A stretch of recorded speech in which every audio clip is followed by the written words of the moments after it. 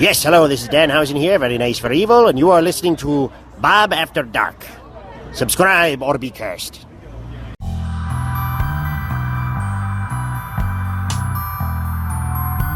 From Mothman and Nessie to the spirit that haunts your home, welcome to Bob After Dark, a podcast about legends, lore, and the supernatural. So turn your lights down and your volume up and enjoy your trip to the shadows.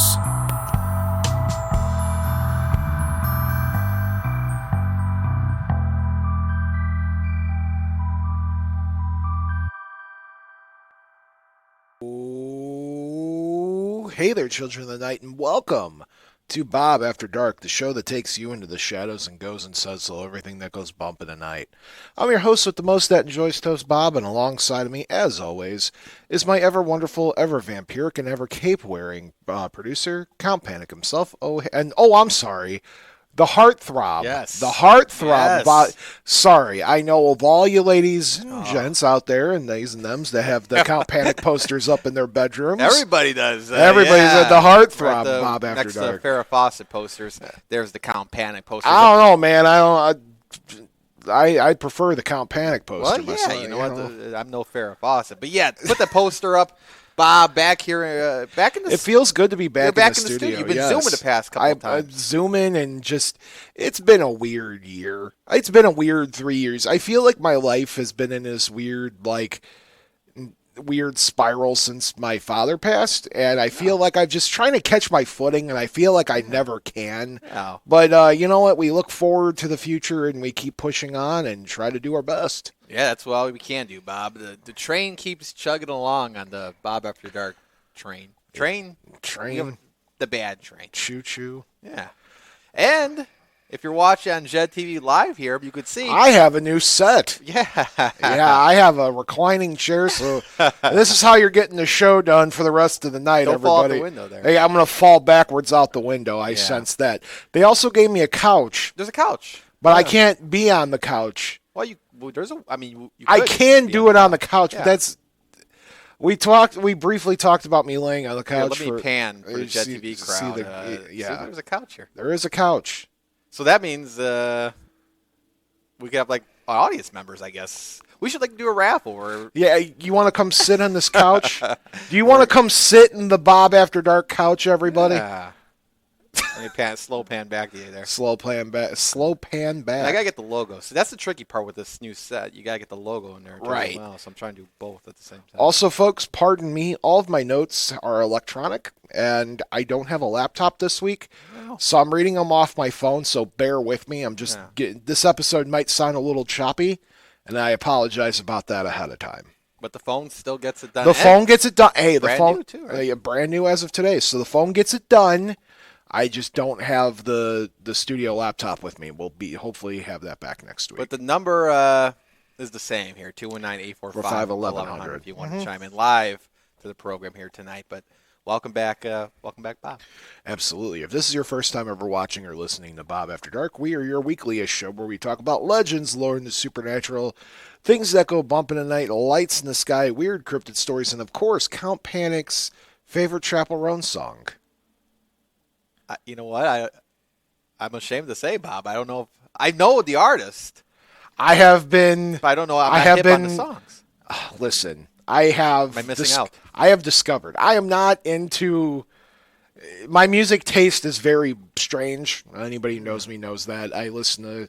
1 minute I'll be listening to old school punk, and then the next minute I'll be listening to elevator music. So my music taste is pretty elevator out there. Punk music. Elevator punk. I don't think that's a genre, Corner the market with this. But my word, let me tell you, that's something we should be thinking about. No, but I don't listen to the modern pop stuff very much, very rarely. Lady Gaga. I do like me some Lady Gaga. It's Justin Timberlake's. Not they're not even modern anymore. Not so much. Well, Lady Gaga has a new single out. She was around when we were in high school, so I mean, but how she has modern? a new single. Oh yeah, I know. But I'm saying, in the grand scheme of things, is she really modern? No, I mean, but still, I do dig me. The current pop scene I'm not really into, Billie but Eilish. there's certain things I will listen to, and I happen to be a fan of the Chapel Roan now. I never really listened to the artist before, and I heard that Pink Pony Club once, and let me tell you, I've been hooked ever since. So what song should I? Pink Pony Club. That's the name of the song? That is the name of the song. All right. So The that's Pink Pony Club. Bob's song of the week. I'm gonna keep on dancing at the. Yeah, you get the idea. Yeah. I'm ashamed. I'm ashamed for you. No. Will she come on the show? Does she have ghost stories? Does she have ghost story? I don't know. We do have a guest coming next week, though, folks. He's gonna be a Zoom in. He's from the South, and he is a major Bigfoot expert. So, whoa, yes, big time Bigfoot expert. So we're really excited about that. But if this is your first time watching or listening to Bob After Dark, other than what you're getting into, we split the show up into 2 parts. The first part is the weird, spooky news of the week. That's for you, the fans. And me, the Bob, goes scouring the internet for the weird and unusual. Any kind of news that relates to paranormal or creepiness, general high strangeness, weirdness, or advances in science that borderline on science fiction.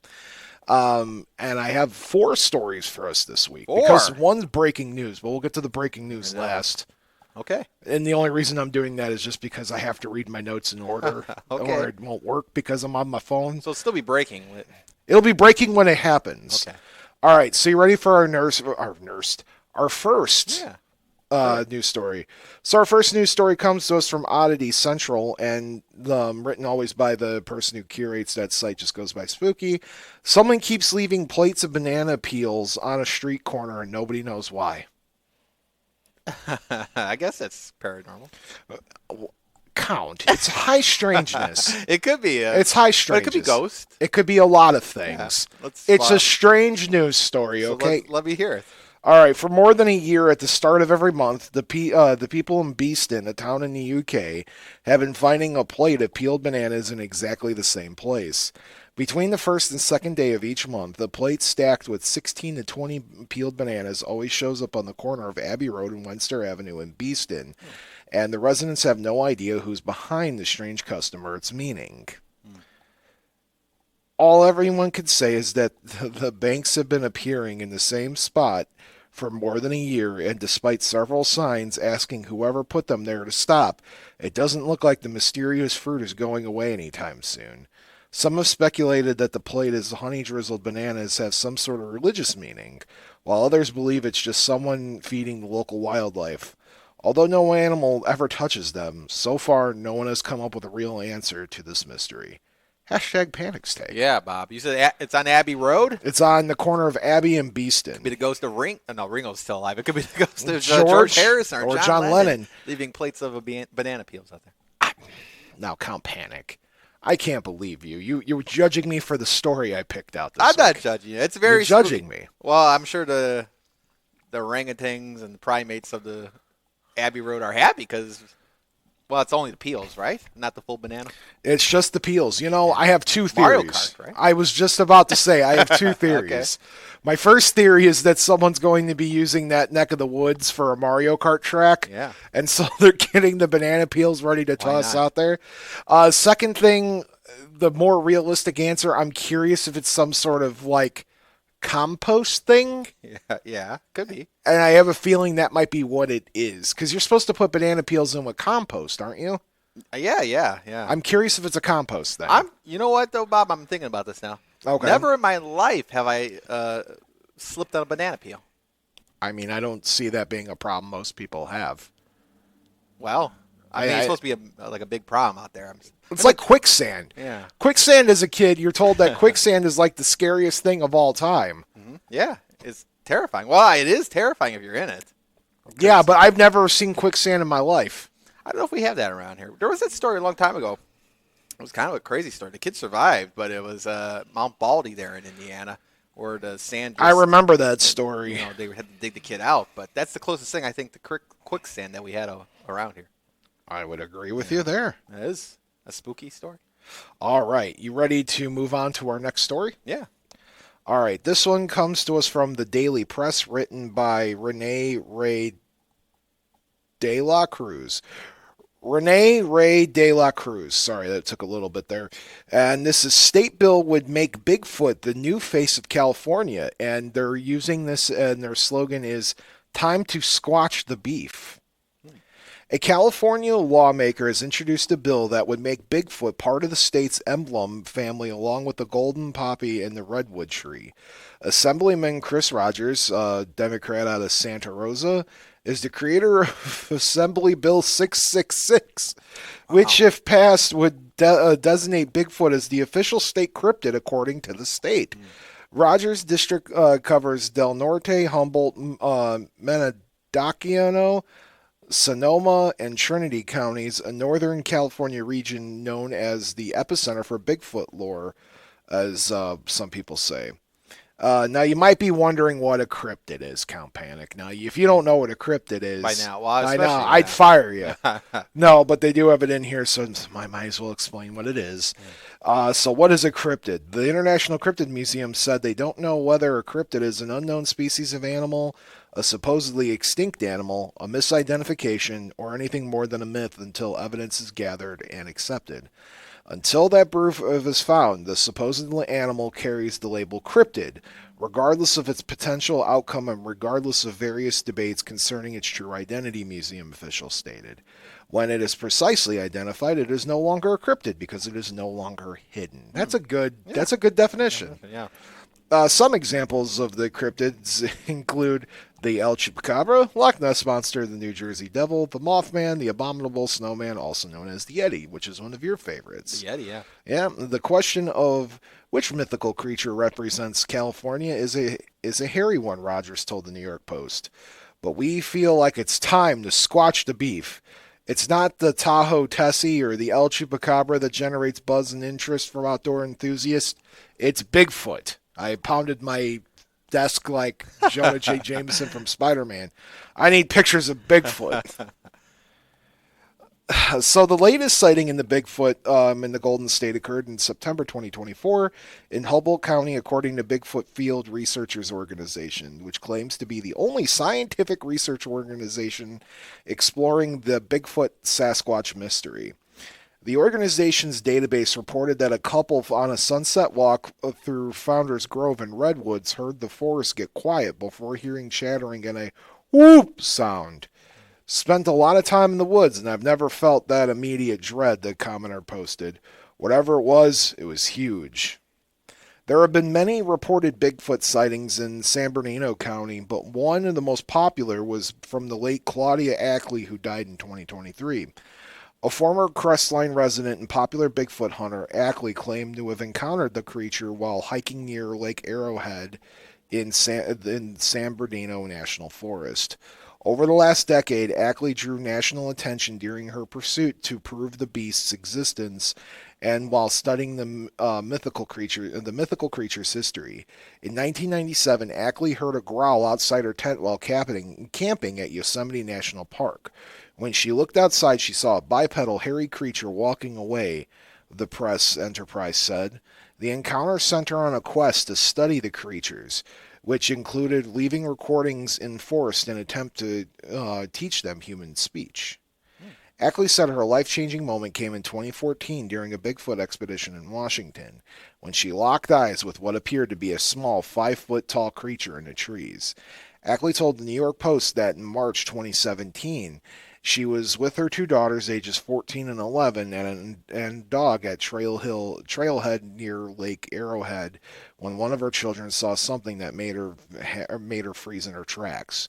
When Ackley heard to see what was wrong, she claimed she witnessed an alpha male Sasquatch leering at them from behind a tree. Ackley described the creature as having a huge head and ears and black almond-shaped eyes. He was like a Neanderthal man with lots of messy hair. She said the creature was perched about 30 feet up between two branches of a tree. AB 666 is scheduled to be heard on March 17th by the Senate or Assembly Rules Committee and later assigned to a policy committee. Hashtag Panic Steak. How about that? State cryptids. I mean, this could be a thing all over America now. I mean, I know not every state, there's state birds, state flowers. Did you know not every state has it, but a state sandwich? What's Indiana's? Pork tenderloin. Oh, that's good to know. And no pork tenderloins around here, you kind of got to go to Valpo and Yonder to find your first decent not a lot of restaurants around here in Lake County had the pork tenderloin sandwich, but this is not about the state sandwich. It's about the state cryptid, Bob. You think it's going to pass? Can Bigfoot become the state cryptid? Of California? I don't see why not. I mean, okay, let's say in a perfect world, each state gets their own cryptid. California has a couple, but their northern territory, this would argue probably more towards a Washington or Oregon would be more of my argument on where Sasquatch is actually at. But Northern California, sure, I'll give it to them. I don't see why not, man. We would have one here in Indiana, the Beast of Busco, which happens to be what we're talking about later. Oh, tie-in. Tie-in. So that would be our state cryptid. That would be our state cryptid. That or the mud mermaids. We'll find out more about that later. Yes, you certainly. We're not talking about mud mermaids tonight, but we're talking about the Beast of Busco. All right. So, Count. Worthy. Yeah. Do you think, would you vote for the Bigfoot to become the state cryptid? Why not? Bigfoot deserves it. He's, traveled long and winding paths of California, and why not finally get some recognition? All right. Are you ready for our third story? Yeah. Comes to some old pal Tim Banal. Oh, yeah. Tim Banal over at Coast to Coast AM. Judge blasts fraud psychic at bail hearing.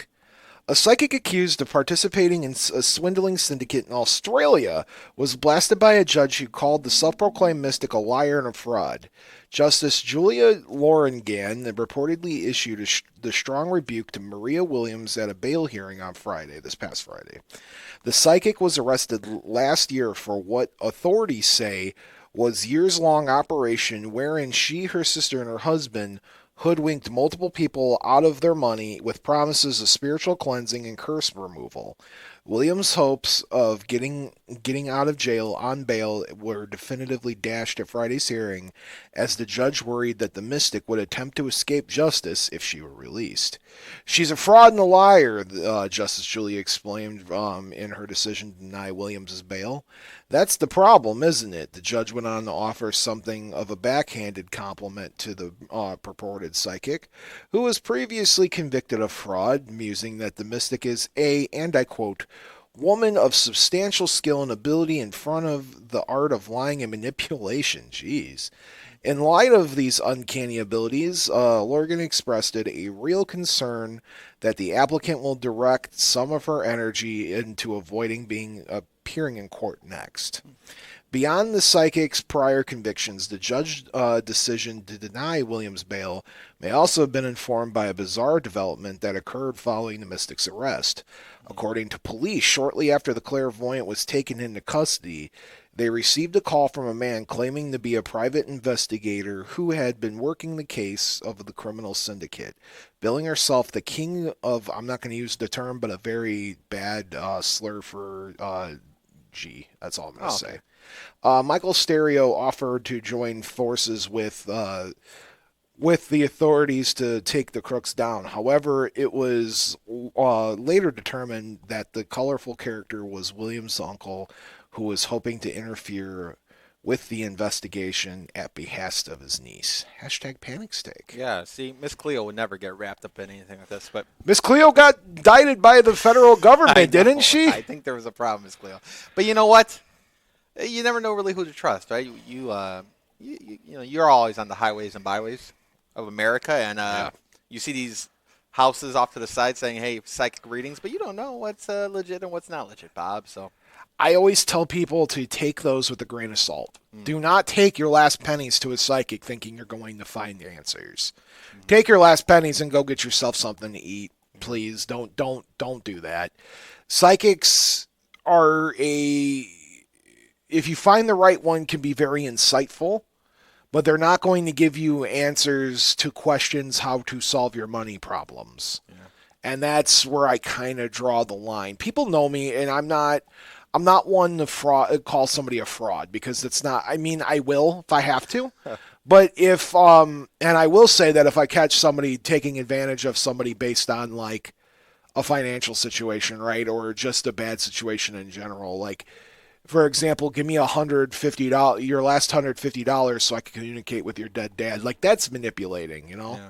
Like, don't do that. What about these people that pay? They travel around. They go to show like theaters and whatnot, and then people buy tickets That's on them, I man. think that's legit. People are more than welcome. Legitimate is a whole other argument, right? I've had, for example, cards. I've had my cards read by a few individuals in my life. I don't just trust that with anybody, but I've had my cards read in the past. I've had bones thrown in my past, et cetera, et cetera. It just takes the right practitioner to just, you kind of vibe with, and you're okay doing it, and you have the expendable income to do it. Again, guys, don't fall into these traps where you're giving psychics your last couple of dollars. It's not okay. Yeah. But if you have the extra income and you would like to get borderline one part entertained, one part, you're looking for answers and that's where you're going, that's fine. Nobody's going to charge you thousands upon thousands of dollars for a cleansing. That's ridiculous. Don't fall for it. Yeah. And Unless you're going to like a specialty, like something, you know what I'm saying? how about the crystal ball? People with the crystal balls. No? I own a crystal ball. Well, I'll get rings from you, I guess. My Oh, fortune. yeah. Call me now. Call me now. Call me now. 219-845-1100. Yes. Call me now. 219-845-1100. We'll give you a free psychic reading. I will give you a something. Okay. All right. Now, are you ready for the breaking news? Breaking news. Okay. So I have good news for some and bad news for others. Okay. So I have an article here from NASA. Okay.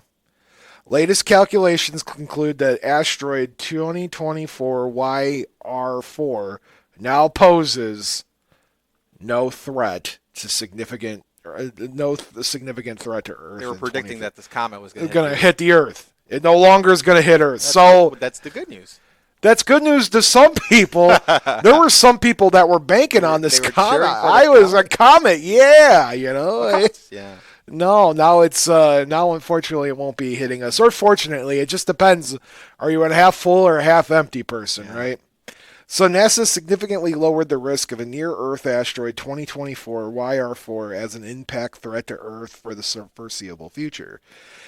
When first discovered, asteroid 2024 YR4 had a very small but noticeable chance to impacting our planet in 2032, as observations of the asteroid not a comet, by the way, asteroid continued to be submitted by the Minor Planet Center. Experts at NASA Jet Propulsion Laboratory (JPL) Center for Near Earth Object Studies were able to calculate a more precise model of the asteroid's trajectory and now has updated its impact probability on December 22nd, 2032 to 0.004% chance and found there is no significant potential for this asteroid to impact our planet for the next century. So we'll be long gone. Not you. No, I live on. You live on, but I won't be here. Yeah. So sorry, guys. Next century, not my problem. No. The latest observations have further reduced the uncertainty of its future trajectory, and the range of possible locations of the asteroid could be on December 22nd, 2032, and move farther away from Earth. There still remains a small chance for 2024 YR4 to impact the moon, but that probability is only at 1.7%. Okay. NASA will continue to observe the asteroid with their Planetary Defense Coordinates Office, and the James Webb Space Telescope will observe the asteroid in March to further gain insights and its size for the scientific purposes. While this asteroid holds no real significance hazard for us in this particular asteroid provided an invaluable opportunity for experts at NASA and its partner institutions to test planetary defense science and notification processes. The latest data on all near-Earth asteroids could pose an impact hazard to Earth will continue to be available from NASA. Hashtag panic sticker. Are you happy the comet ain't going to hit? Or you want to, or asteroid, I should say? Always anti-asteroid, I guess you could say. But this happens from time to time where they're saying it's going to hit us. Now, just because it says it's going to hit Earth doesn't mean it's going to take out, like those movies where the asteroid takes out the entire planet. Sometimes they kind of fizzle out. They hit maybe, they go into the lake or something like that. I don't know. I don't know, but Bob, I'm gonna say this is for most of the people good news. I mean, next century, that's their problem, not our problem. Well, it'll be your problem. You're kind of timeless. I'll have to stop that asteroid. I'll have to fly up there. Cal Panic Hook does this onto it. flying punch. The Superman. Superman The can Superman. stop the asteroid, Superman could stop the asteroid. Do you have Superman powers though, Count? I do. Do you? I got laser vision. All right. Don't make me use it. All right, Count. How about a quick break? Sure. All right. For our live fans, stick around. We'll be right back into our podcast fans. You're about to be hearing words from a podcast that you should be listening to. Stay tuned. Welcome to Ghostly. Pat, what are you doing? What? I want people to know that we're a podcast that takes a deep dive into some of the scariest ghost stories. But we don't do the creepy voices or weird sound effects. We debate the ghost stories. And aren't you supposed to be the skeptic? I am, but they'll find that out once they listen. Look, all you have to do is tell them to listen to Ghostly and that our listeners get to decide which stories are real. And which stories are just old folklore. Exactly. Download Ghostly wherever you find great podcasts. Oh, jeez.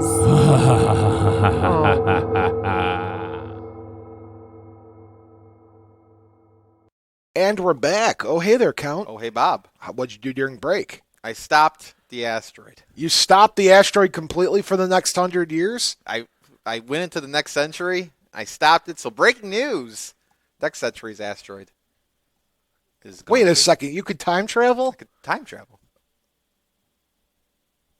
Wait, what? Yeah, It's not like a vampire power, is it? I have extra powers, You have extra powers. so I stopped the meteor or asteroid, comet. They're all pretty much the same, aren't they? No. Get Laura Bates on the phone. Let's see what the There difference is a big difference between asteroids and comets. I just don't know them. But I do. I think one's made out of metal, right? And the other's made out of rock. Is that it? I must have dozed out during science class. Man, my astronomy professor in college would be awfully grumpy with me. That was a tough subject. I passed. I got an A. You got an A. I did. So you should know. Comets are smaller, tinier things. I want to say they're made out of like iron. I think that's the trick here. Okay. All right, Count. So earlier we were talking. What'd you do during the break? Oh gosh, you didn't even ask me. I just asked you now. Okay, would you like to ask me again? What'd you do during the break, Bob? You know, Count, I worked on the next great American novel. Really? Yeah, you know, I was working, I was writing, I was slinging those words, and I was ready to go. And then lo and behold, you know, something ate my novel. It happens. So what was the title of it? A Tale of Two Panics. Wow. Okay. It was the worst of panics. It was the best of panics. It was the worst. The fact that you were able to quote Shakespeare at me blows my mind. I only know the first line of it. Then To be or not to be, that is the question. Is to be noble or to die or to sleep? See? That's about as far as I can get. I don't even think I quoted it correctly. There's going to be the one literary comment on YouTube that's going to, and I know this because I know the fans. Well, actually, Bob, it's, you know, and then they'll quote the actual thing at me, which is fine. I don't claim to be an English expert. I don't claim to be a Shakespearean. You just play one on TV. I just play one on TV. All right, Count. Thank you for This book is your Corpus Christi. Magnum opus. the Corpus Christi. I forgot where we started that at. That sounds like something we were talking about in college. Yeah, I that think. was when we helped Alex out with the movies. Yes. By the way, you wanna give Yes. congratulations. Congratulations to our pal Alex and his wife Alyssa are expecting their first baby. Just found out. Just found out today. How about that? We do baby announcements, guys. Reach out to Bob After Dark. We'll announce your baby. We'll announce your marriage. We'll announce your We divorce. should have him do the gender reveal here, You know, we should do the gender reveal. live on the air. What would the Bob After Dark gender reveal party be? I don't know. Just you announcing it, I guess. It's just, hey guys, guess what? You're having a boy. Or hey, guess what, guys? You're having twins. How about that, Bob? Here's the thing, guys. You know, I'm not on Cameo. I should be, but I'm not on Cameo. So instead, reach out to me for $5. I will record the message of your choice. See, within reason. Good. Yeah, divorces though. I'll announce your divorce. Mr. and Mrs. Smith are no more. Mrs. Smith is now going to be known as Mrs. Jones or Miss Jones. Oh, see. Yes, the once Mrs. Smith will now be just known as Miss Jones. Happy divorce, everybody. Let us know. What if that was a job? I know there's a guy online who breaks bad news, but what? I'll just announce everything in the same energy. Hey, happy bar mitzvah. Hey, happy divorce. Like a singing telegram or something. Oh, jeez. If I had a better singing voice, Count Yeah, Baby. better singing voice. Do we have a caller? Yeah, you want to take it live? We'll here? take it live. Now, hold on. Speaking of psychic powers, let me see if I can guess who's on the line. I'm going to say it's John. Oh, you're really scaring me, Bob. You really got them psychic powers in the gear tonight. How did you know that? Oh, John, let's just say that I have a gift of knowing who my one caller is a week. My one of two geez. caller, my normal callers at least. I sometimes get more, but usually my 1 to 2. Well, I'm glad I'm normal anyway. But you know what? You just gave me an idea because, hey, Count, do they still got that Hey Jed app? Oh, 'Cause, jeez. maybe I don't know. Maybe we could get a Hey Bob app. Hey, Bob. Just tell Bob whatever you want to Hey tell. Bob, just tell Bob, and if you want to venture off a little more into genders and stuff like that, Yeah. you just kicked it around a little bit. And so I'm anyway, sure everybody will use it, John. Oh yeah, they'd be. Oh, you never know. It's something to try. But so, what were you saying at the beginning about California and maybe being the cryptid of? Bigfoot. Bigfoot's Bigfoot, going to be the that- is going to be the state cryptid. So some states have birds. Well, all states have a state bird. All states have a state flower. California will be the first state if this thing passes. Will be the first state to have a national cryptid. Well, you know what? It's a fact that Oregon is Bigfoot is Oregon's cryptid. Yeah, that's what I was saying before. Washington or Oregon is usually where most of the sightings is. But this particular lawman in Northern California says Northern California is the home to the Bigfoot. Well, I think more other states could adopt the same cryptid, too. But what I'm saying is, if you Google Oregon is Official. is the official cryptid, Bigfoot cryptid, or however you want to They passed the- word it. Oh, did they actually pass the law for that, John? Yeah. No kidding. I had no idea. So California and Oregon are going to share. If you Google it, it'll tell you the whole story. Well, So it's already official that they are the state's cryptid of Bigfoot, or California should pass that easily then. but now it's not even as fun. No, but other states have the same, like, flowers and stuff. Yeah, but Bob, come on, Birds. California, as wacky as California is, it's like another planet instead of a state. Would that surprise you if Bigfoot was their cryptid? I'm John. Wait till I tell you about Indiana's coming up. You're going to be real Well, surprised. you know what?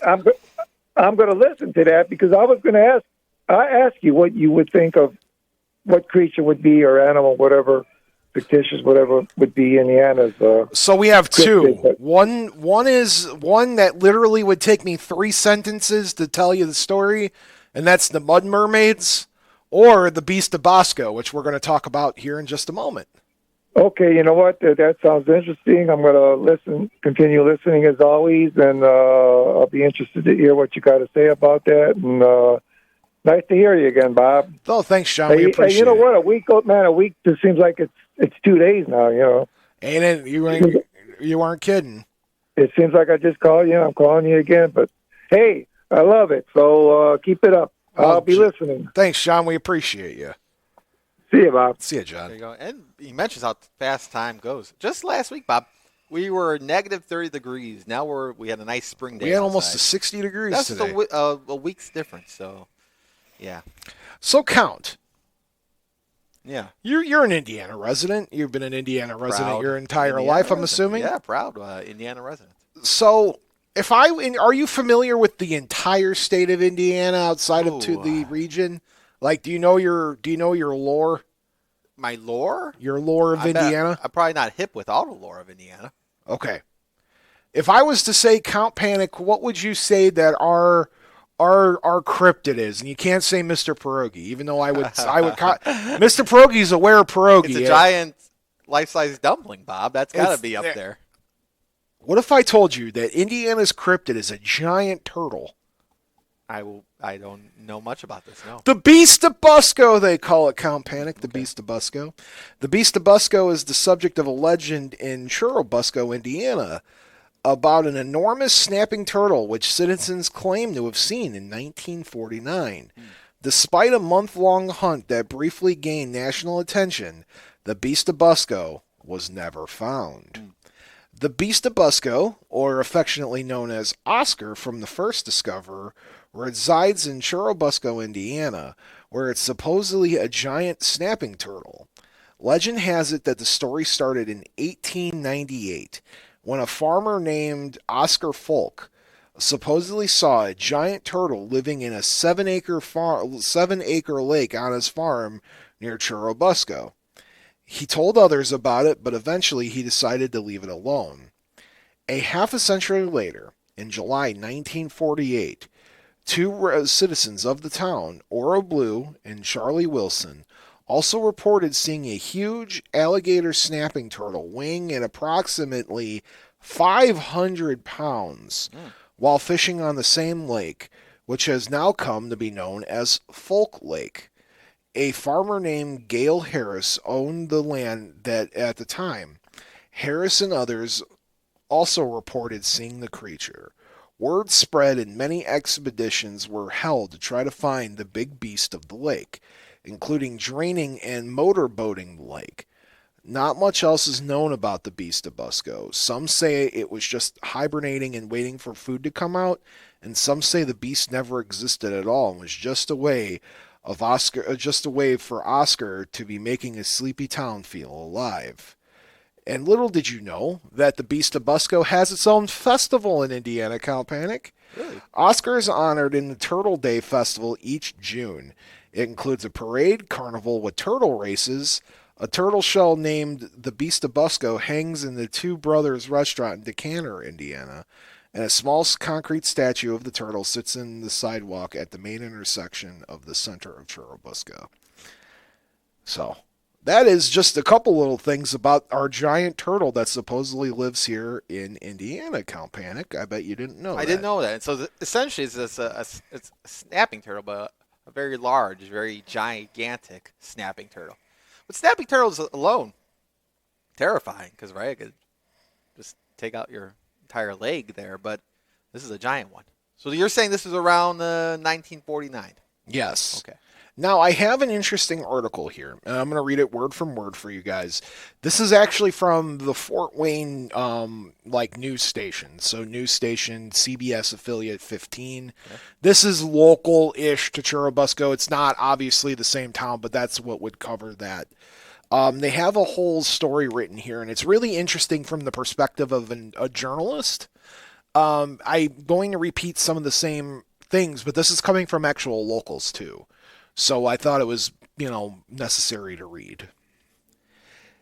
The history of how the town of Churubusco got its nickname started as a turtle tall tale, or to believers, the tale of a tall turtle. Try saying that 5 times. I can't. Before drones, the internet, and social media, there was a turtle whose home was located just east of Churubusco.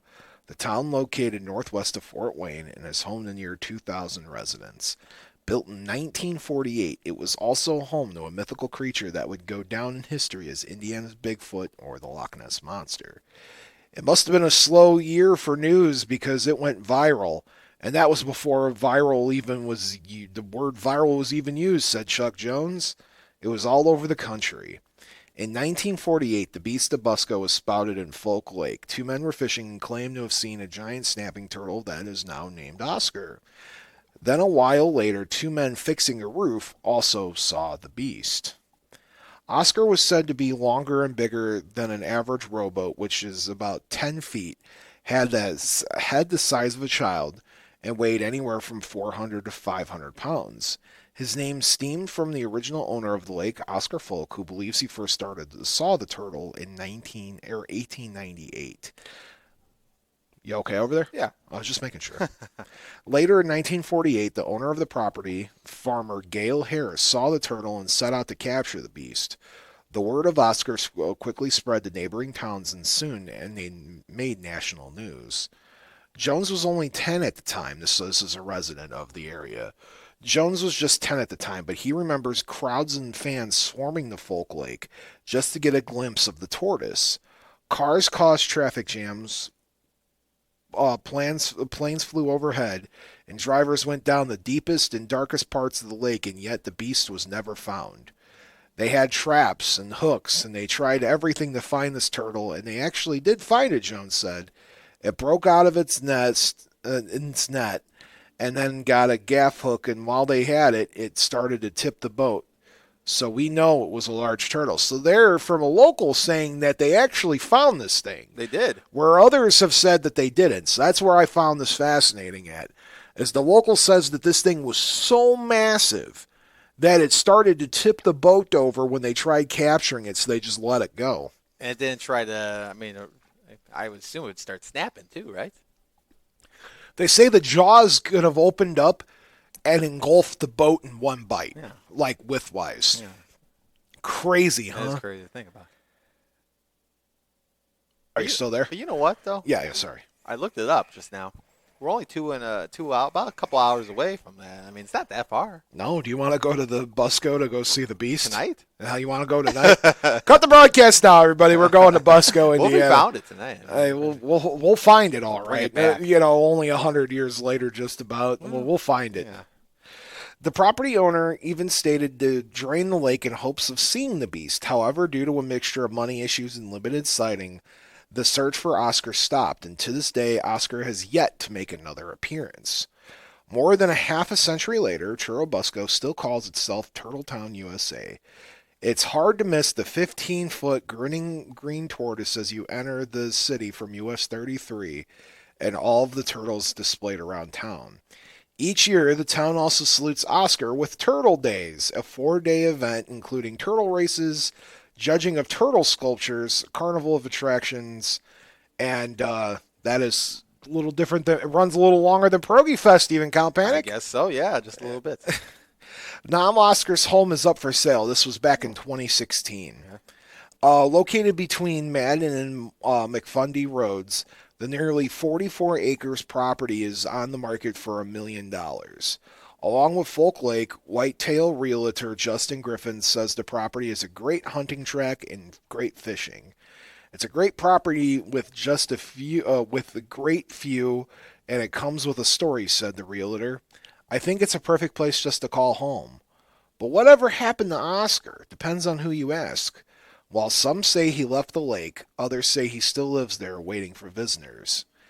It sort of just kind of faded into the sunset, Jones said.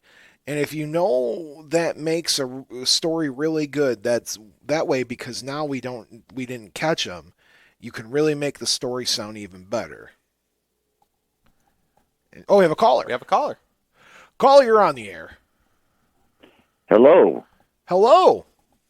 My name is Philip, and I live in Crown Point. Hi, Philip from Crown Point. What's on your mind?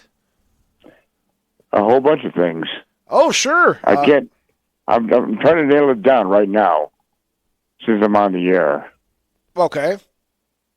First time. Sorry. Oh, don't apologize. I hope you're enjoying the show. I used to work at WLNR in Lansing. Oh, okay. 6.3. Oh, no I knew kidding. FM Doyle. Yes, sir. Philip, you have a great radio. You have a great radio voice. Thank you. So do you. Oh, well, thank you very much. Look, I was waiting for it to come back. That's why you're on the radio. Oh, well, thank you very much. We appreciate that. Here. Is there a second person on the line? Yeah, my producer, Count I'm over Panic. here too, Philip. Yeah. Pleased to meet you. Hey, pleased to meet you too. Have you ever met this turtle? the Beast of Busco. No. Okay. That's fair. Not many people have it. Only people back in 1948 claim to have seen it, so. No. I was born in 1954. Ah, well, so a little past that point. Boomer. Don't hold that against you. I won't hold that against you at all. Well, I enjoyed the atomic bomb while I was growing up. Well, that might explain the giant size of the turtle. Yeah. Hi. It's a pleasure to speak with you. Yeah. Oh, Phil, you too, Phil. any questions or concerns there, Philip? I like smart people. Oh, okay. Well, we try. We try. Well, you sound smart. Yeah. Well. Thank you that's very the main much. thing, Sorry. yeah. Oh, don't First assume. impression. Oh, well, that's a good first impression. Appreciate it, We Philip. appreciate that. Well, works for me. Yeah, there you Absolutely. go. Yeah, it was a pleasure. Well, thanks for chiming in, too. Second So call. what's next? Oh, we're finishing up the story of the Beast of Are we Busco. going to a commercial break? Oh, no, I don't do commercial breaks. We're going to finish up the story. we just plowed. Oh. We just plow straight through the there we episode. go. They don't give me a commercial break, Philip. I'm not that special. It's not a hard break? Come on. You're not network? Well, I guess we kind of are, but we're people don't buy into my space. We're gonna So start a union or something. Well, I bought into it. There you go, Philip. So there you go. well, thank you Nice so chatting with you guys. nice chatting with appreciate you, it. Yeah, Philip. take You care have a now. great night. Take care. Take care. See you, Philip. How about that, Philip? Fellow radio personality. Yeah, great radio. Great voice. radio voice. We got to work on our bass and our voice. I feel like Welcome to Bob After Dark. we're getting there. Welcome to Bob After Dark. We'll get it right after 5 years. After almost 7 years doing this. Yeah, we'll get it. We'll narrow it down. One day. So, Count Panic, before we call the show, let us have a conversation real quick. What is your take on the size of the Beast of Busco, and do you believe that someone was close to catching it and then let it go when it was trying to tip over the boat? It might be. Well, wait. Before I get to my opinion, do you want to We'll take another caller. take another call? Caller, you're on the air. Well, good evening, gentlemen. Good evening, Count and Hey, Bob. Bill. Bill, how are you? I'm doing fine. I'm glad to see you're relaxing there, Bob. That's good. Yeah, they gave me a reclining chair here, Bill. I don't know if that was a smart idea or Well, not. you could be on the couch. I could be. Count keeps telling me I could have been laying on the couch for this. I don't think that's Do an possible. episode on the couch. well, those recliners are nice. I have one. I'm sitting in mine now. You know, I'm in my living room and listening to your show, and I'm enjoying it. I had a question on the Bigfoot as far as, and I'm sure they're out there. Who knows? But have they ever found any remains of anything or what that So- you know? Over the years, people have found what they've considered to be skulls of the Bigfoot. They're one of the more popular stories of one maybe being found was actually in the middle of an Indian burial ground. Some native tribes believed, and if this thing really existed, some tribes believed that having the remains of one of these things would just ward off evil spirits because the Bigfoot is the guardian of the forest. At least that, depending on where you hear it from. So there's been remains said of that in the Himalayas. The Indian Army claims that they own an actual skeleton of a Yeti, which would be the Himalayas neighbor of our Bigfoot. Now, whether or not I believe that, I don't know. They've never showed us, but they say it's there. And then there's a podiatrist in Crown Point, Indiana, who has actually done research on Bigfoot footprints left behind too, and real interesting stuff there. So as far as the physical remains to be seen. Badoots. You like that one, Bill? Oh yeah, because I watch these documentaries every so often, and I know these are actors and so forth, but then they always show the Bigfoot and the people that are not not chasing him, but somewhat to run into him. I wondered. So, and Count, I do have a poster of you. You do? Oh, hanging Yes, on the I do. wall? I thought, I had a crack in the wall. I think that's why I put it up.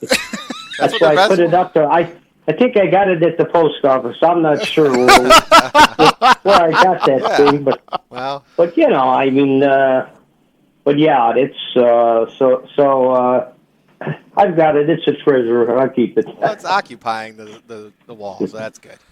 Well, Well, listen, I'll let you guys go, and I say I'm enjoying it. I thought there'd be a a basketball game on, but there wasn't, so that's good. If IU or Purdue's not playing, we're all, see, Bill, this is the misconception. We'll be on the JED TV side of things, but on the radio side of things, if IU and Purdue Bill, you have an option. You can watch basketball or you can watch Bob After Dark. Yeah, so we're on the JED TV. Well, yeah, that's on my list, yes, you know. Thanks, Bill. Thanks for inflating my ego. Listen, you take care. God bless you guys, and I'll talk to you next week. See you then, Bill. Thank you so much. Very kind of you.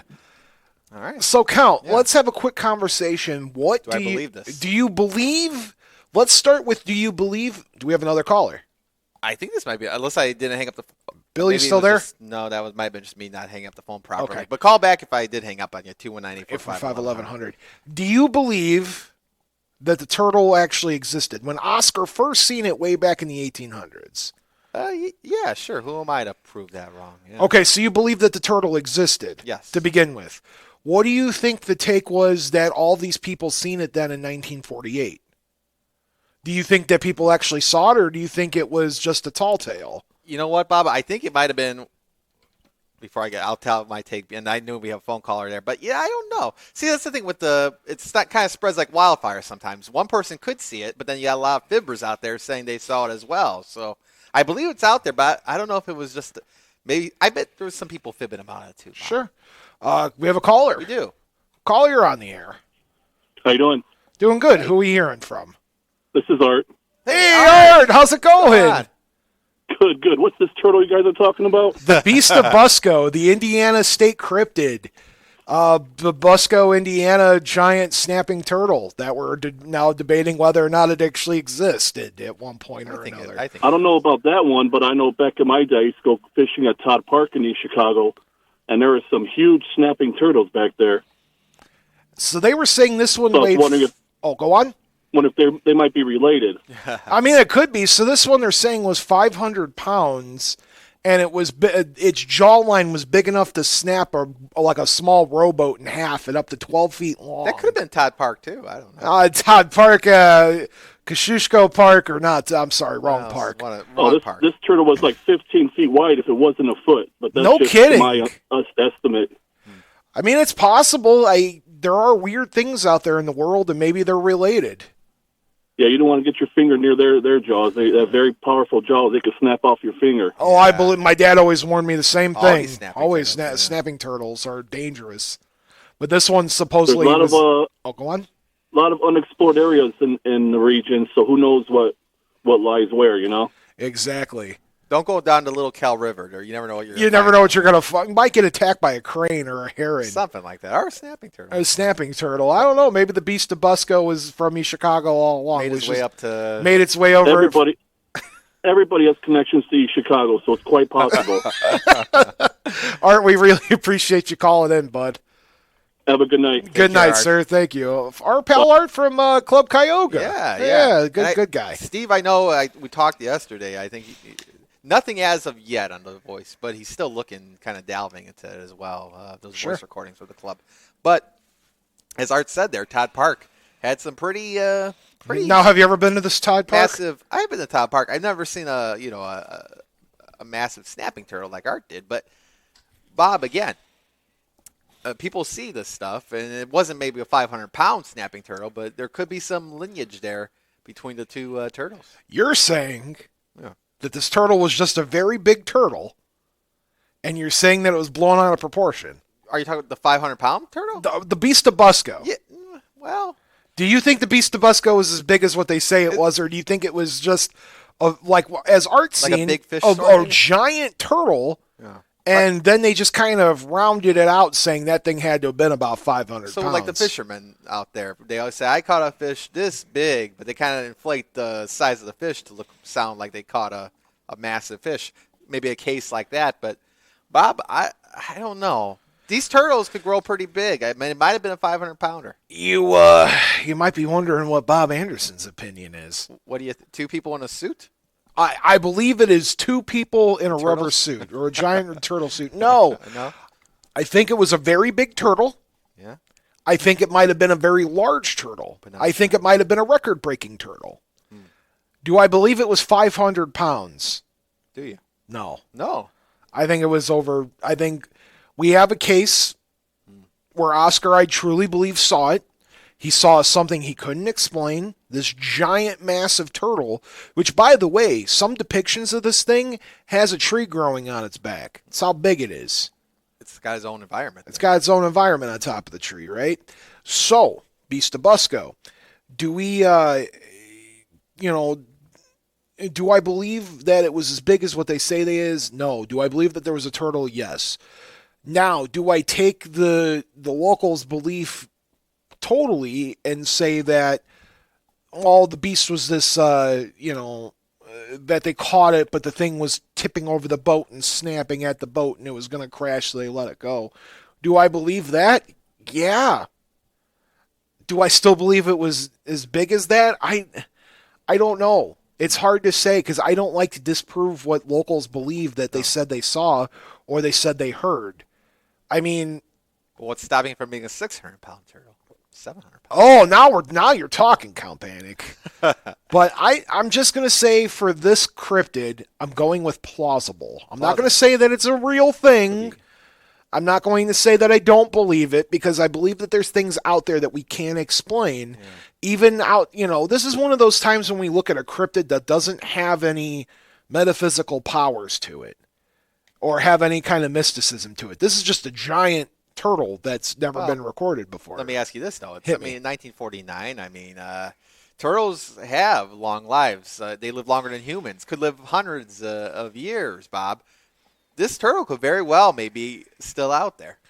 Could be. People said that they tried to look for it since. And these days people are still trying to look for it. I think that it's gone. I think that if it was smart, it left.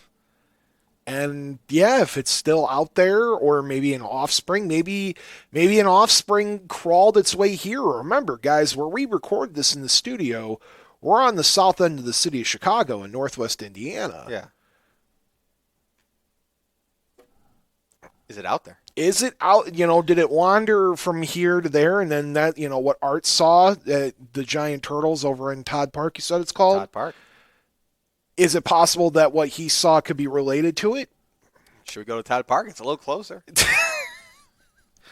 But, folks, that's the story. So we'll leave it up to the public. We'll leave it up to you guys. What do you think? Do you think that the Beast of Busco is 500 pounds? Call Bob up and let Call me now.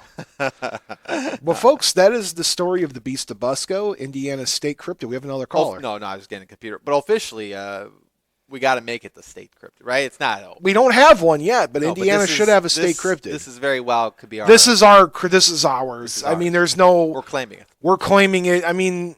As far as ghost stories, we have a lot of those in Indiana. As far as cryptid stories, we don't have a lot. Not a lot. So the Beast of Busco is as close as we're going to get. We did have. We went out there to. We never did find that guy. What was his name? In Hessville. What was the guy's name that was with us? Tony Ponick? Tony Ponick. I don't know what happened to that. But you know what? We went in Hessville by the Gibson Woods. Yes, we did. Because in 1978, some locals claimed they saw Bigfoot in Gibson Woods. Now, listen, there's a lot of bars over there, so it could have been very well just a rowdy night that they thought they saw a Bigfoot, or it could have been actually Bigfoot wandering around Gibson Woods back in the 70s in Hessville, Hammond, Indiana. We don't know for sure. We don't know? No. Might be out there. Truth is out there. I want to believe in the Beast of Busco. And I believe in you too. We should get a endorsement. We should we should start being Indiana people. We should start really getting behind this turtle. I might go make a trip out to the Turtle Fest at some point. 2 hours. That's not that far. Yeah, I drive that normal. Yeah. But anyway, Count. When is that? What? It changes dates. It's in June though. June? Yeah, maybe next year. Mark it on your calendar. I will.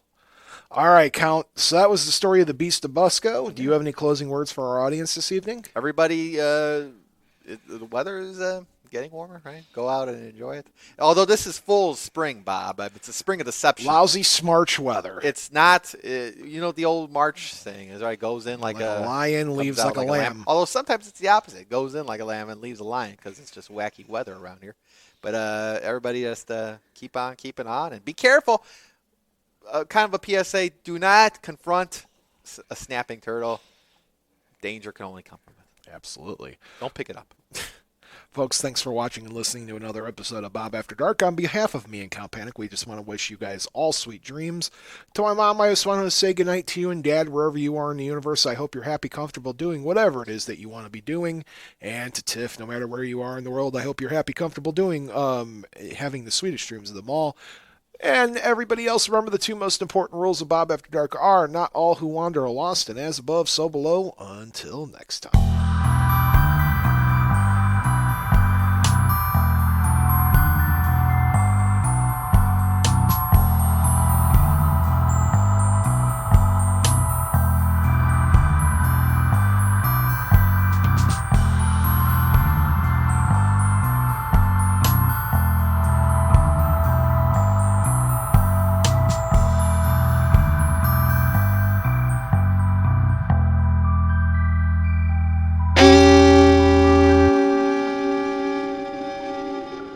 Memoriam Development. Oh.